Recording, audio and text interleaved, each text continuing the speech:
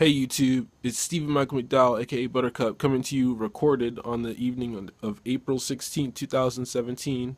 I'm just minutes after hearing about the news about the shooting in Cleveland, Ohio, um, and I assume that it's going to get worse before it gets better.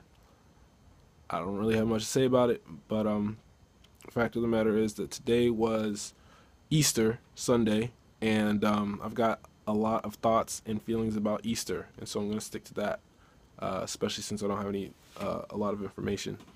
I spent the majority of a lot of information on the shooting. I spent the majority of my Easter Sunday steeped in media, talking about the historicity of Jesus, and I think it's a really interesting topic. Um, uh, Not just because of the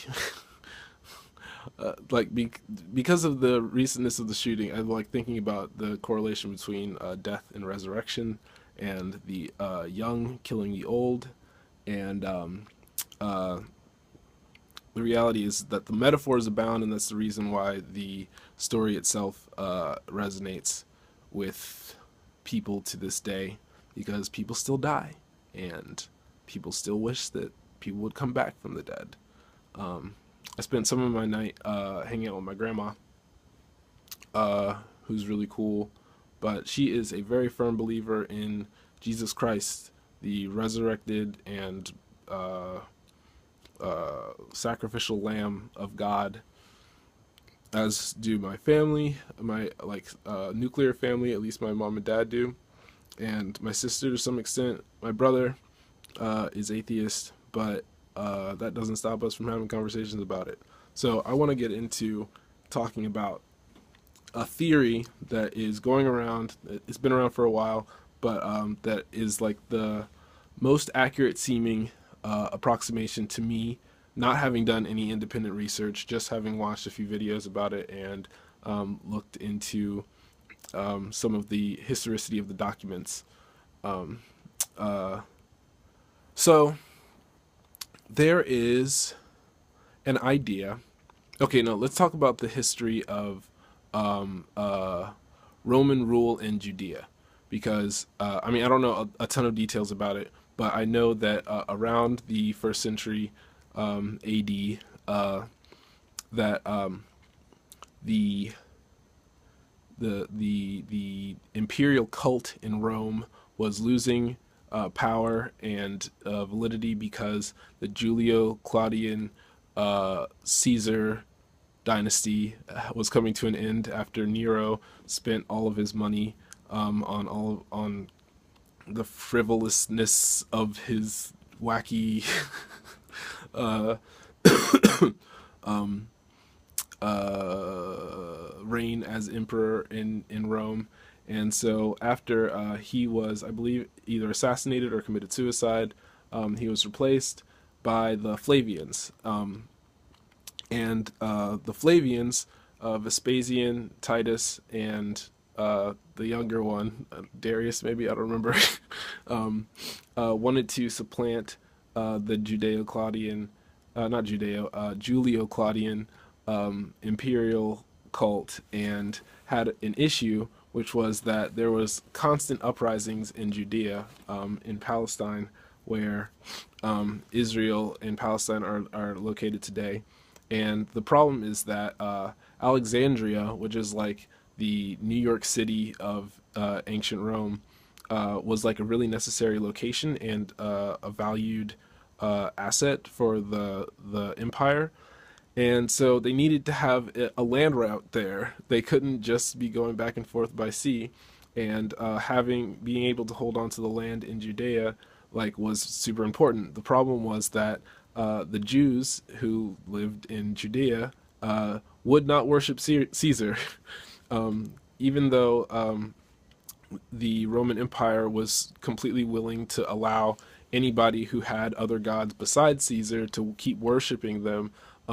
They insisted that once your location, your country became part of the Roman Empire, that you put a statue of Caesar in your temple as an homage to the Roman Empire. And the Jews would not do that. They just were against it and kept fighting against Rome and would not pay taxes.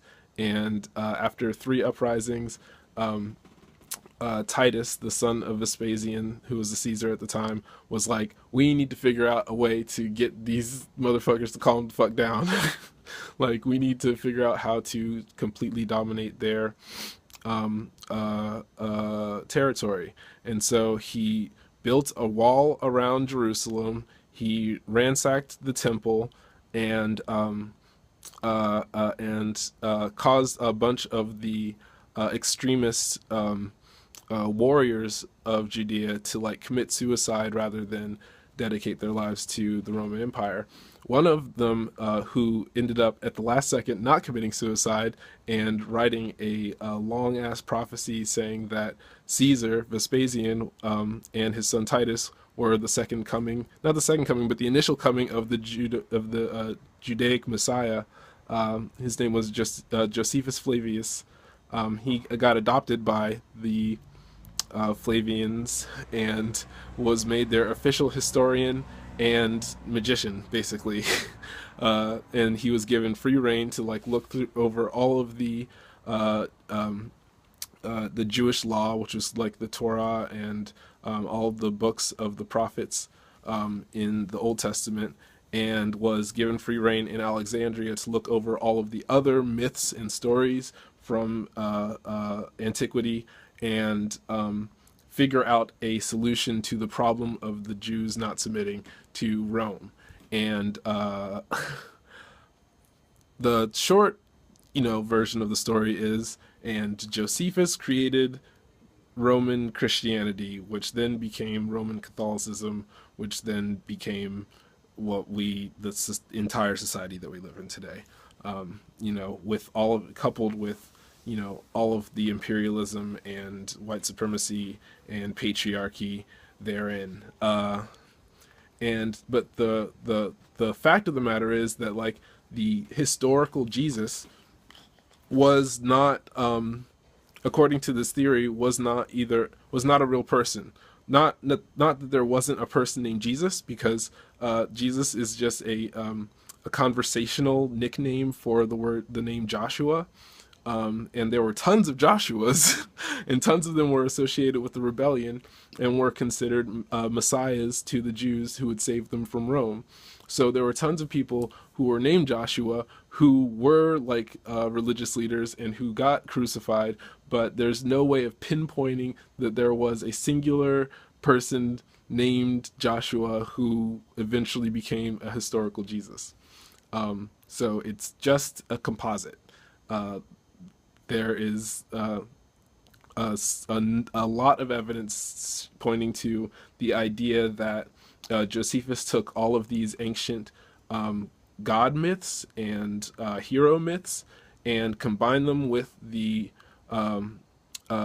historical events that happened during the Jewish War, the war between Rome and Judea, and combined the character of Titus, who was the son of Vespasian, the Caesar, and a general in the Roman army, and combined his story with a bunch of other previous myths and historical characters like Socrates and Plato and Pythagoras and other people, and like combine them all, mix them in with Jewish mysticism and Jewish history, and like basically made this composite character who is a representation of Caesar that is combined with all of these other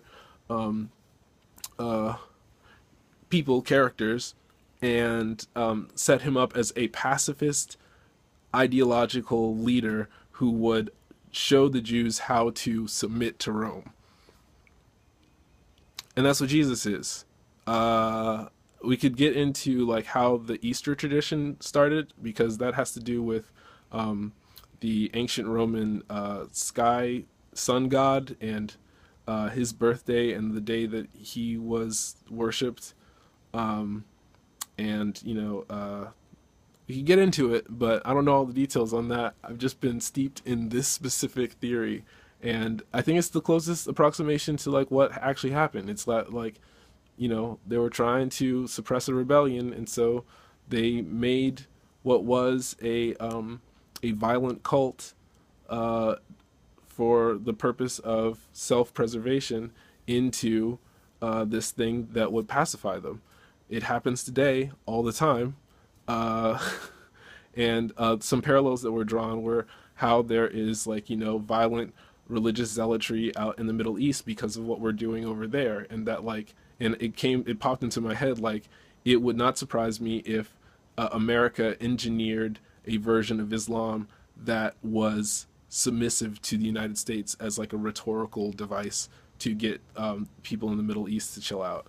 Um, and so just parallelisms abound. Once again, this has been Stephen Michael McDowell, aka Buttercup. Veda, day 16. Thanks for watching. Catch you in the next one.